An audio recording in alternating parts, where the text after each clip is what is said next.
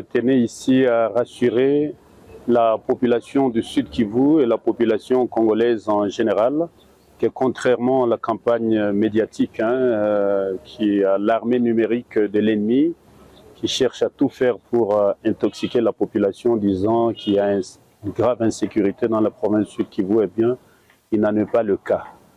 Comme l'a dit hier le chef des opérations militaires dans la zone ici, le général Massunzu, je tenais ici à préciser, à dire à la population de rester calme, d'évacuer à ses occupations, simplement parce que le président de la République, Félix-Antoine Tshisekedi Tshilombo, a pris des mesures appropriées pour renforcer nos effectifs, pour leur doter des équipements appropriés, mais aussi pour leur doter de la ration alimentaire ainsi que de leur salaire, entre guillemets.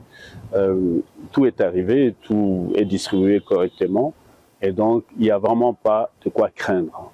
Les gens qui disaient ils sont déjà à Katana, ils sont à Birava, ils sont à Kavumu, c'est vraiment de l'intoxication pure et simple. À l'heure où je vous parle, la réalité, c'est que lorsqu'on a changé nos forces de défense et de sécurité qui étaient sur le terrain, parce qu'il y a toujours le relèvement, ceux qui ont déjà beaucoup travaillé, il faut les relever. Et quand on les a relevés, effectivement, avec des nouvelles unités qui sont sur le terrain, en quittant cet axe de Calais jusqu'à Kavumu, il y a eu des bévues que quelques éléments ont commis. Mais encore une fois, ce sont des hommes armés qui auraient commis ces bévues, ces violations des droits de l'homme, parce qu'il y a eu mort d'hommes, il y a eu quelques personnes qui ont été assassinées dans certains coins, notamment à Kavumu. On nous parle d'environ 7 personnes tuées par des hommes armés dans un lieu public de la place, dans un restaurant, bar-restaurant. On nous parle aussi de quelques blessés et quelques armes qui ont été saisies. Nous avons immédiatement dépêché le commandant de la force, notamment le général Yav. Nous avons aussi dépêché notre ministre de l'Intérieur, Mouroula Kahacha dit Fokamaïk, qui sont sur le terrain avec la police militaire. Donc vraiment, nous tenions à rassurer la population. Les enquêtes, la commission d'enquête va être lancée tout de suite. Le Conseil de sécurité ici réuni vient de prendre des décisions de mettre en place une commission d'enquête. Et cette commission d'enquête va commencer son travail dès ce soir. Immédiatement, nous allons détecter les personnes qui sont responsables de ces violations des droits de l'homme. Et ces personnes seront traduites devant la justice. Et je tenais à annoncer ici que lorsque nous allons mettre la main sur ces inciviques, nous allons immédiatement organiser des audiences foraines afin que ces personnes soient immédiatement jugées sur les lieux de l'incident. Nous tenions d'ailleurs à profiter de l'occasion pour présenter nos sincères condoléances aux familles qui ont été éprouvées, qui ont perdu les leurs.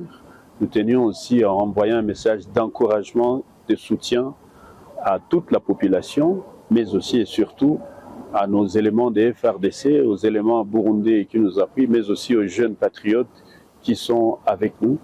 Et donc, n'ayons pas peur. Continuez à vaquer à vos occupations, à aller à l'école, à enseigner. Et moi-même, en tant que professeur, je vais commencer mes cours demain. Et donc, il n'y a vraiment pas de problème que les gens ne s'inquiètent pas.